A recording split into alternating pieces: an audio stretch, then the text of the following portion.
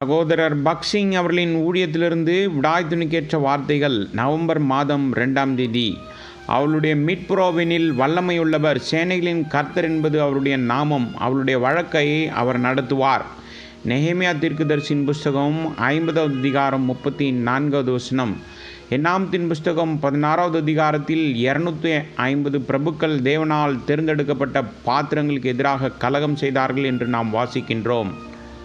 மோசேயும் ஆரோனும் தேவனால் அதிகாரமும் ஆளுகையும் பெற்றவர்களாக இருந்தார்கள். ஆனால் அவர்கள் மட்டுமே அப்படி அதிகாரம் பெற்றவர்கள் அல்ல என்று இவர்கள் சொல்ல ஆரம்பித்தார்கள்.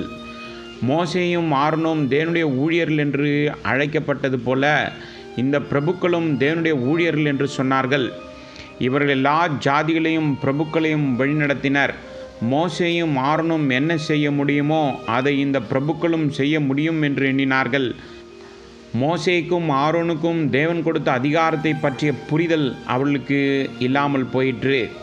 இந்த 2 மனிதர்களும் ஏதோ மனிதர்களால் பயிற்றுவிக்கப்படவில்லை, எந்த மனிதனாலும் அவர்கள் நியமிக்கப்படவில்லை. ஆனால் அவர்கள் தேவனால் தேர்ந்தெடுக்கப்பட்டு பயிற்சி பெற்றவர்களாக காணப்பட்டார்கள்.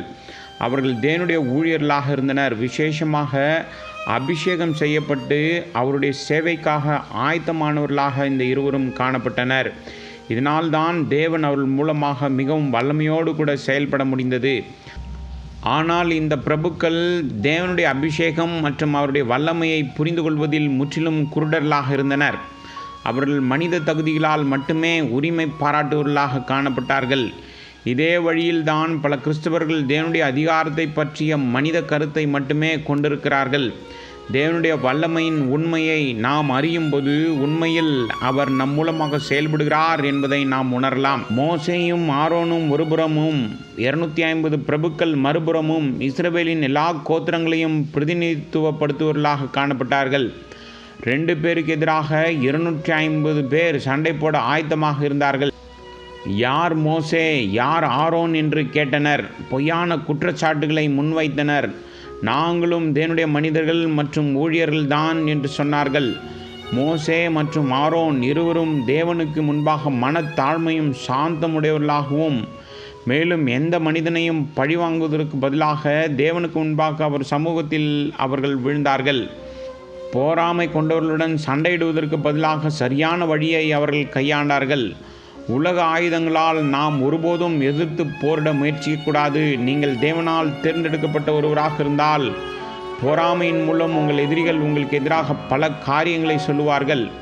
அவர்கள் உங்கள் மீது தவறுகளை கண்டுபிடிப்பார்கள்.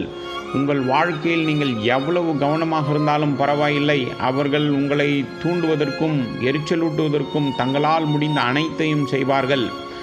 ஆனால் நீங்கள் மோசேயின் முன்மாதிரியை பின்பற்ற வேண்டும். அவளுடன் வாதிடவோ அல்லது சண்டையிடவோ கூடாது. பயப்படவோ கவலைப்படவோ வேண்டாம்.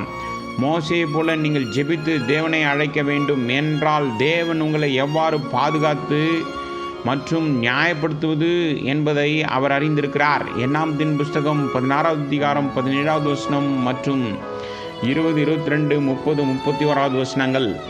தேவ ஊழியர்களுக்கு எதிராக பொய் சாட்சியை கொண்டு வர முயற்சிக்கும் எல்லா மனிதர்களையும் அவருடைய குடும்பங்களையும் கர்த்தர் நிச்சயமாக நியாயம் தீர்ப்பார். உங்களுக்கு எதிராக அவர்கள் விரும்புவதை அவர்கள் சொல்லட்டும். அவர்கள் பல கட்டுக்கதைகளை பரப்பலாம். ஆனால் தேவன் தனது சொந்த ஜனத்தை காக்க அவருடைய சொந்த நேரமும் வழியும் இருக்கிறது. ஆனால் உங்களுக்கு தீங்கு விளைவிக்க முயற்சிப்பவர்களுக்கு எதிராக தவறாக பேசும்போது அந்த சோதனைக்கு நீங்கள் அடிபணியக்கூடாது. அவர்கள் உங்களுக்கு எதிராக கதைகளை பரப்பும்போது நீங்கள் கவலைப்படவே வேண்டாம். ஏனென்றால் அவர்கள் பொறாமையால் மட்டுமே இதை சொல்கிறார்கள். உங்களுக்கும் அவர்களுக்கும் வித்தியாசம் இருக்கிறது. உங்கள் முகத்தில் தேவனுடைய ஒளி பிரகாசிப்பதை அவர்களால் பார்க்க முடியும். உங்கள் வாழ்க்கையில் சில மாற்றங்கள் ஏற்பட்டுள்ளதை அவர்கள் அறிந்திருக்கிறார்கள். மேலும் தேவனுடைய வல்லமை உங்களுக்குள்ளும் செயல்படுவதையும் அவர்கள் அறிவார்கள். ஆனால் பொறாமையின் காரணமாக அவர்கள் இதையெல்லாம் சொல்கிறார்கள். அவர்களின் வார்த்தைகளால் எந்த தீங்கும் உங்களுக்கு செய்ய முடியாது. சரியான நேரத்தில் நம்முடைய கர்த்தர் அவர்களை நியாயந்தீர்ப்பார். எனவே அவர்கள் உங்களை பயப்படுவதற்கு எந்த காரணமும் இல்லை. தற்போதைக்கு உங்கள் வேலையை நீங்கள் இழக்க நேரிடலாம் அல்லது நஷ்டம் ஏற்பட்டாலும் கவலைப்பட வேண்டாம்.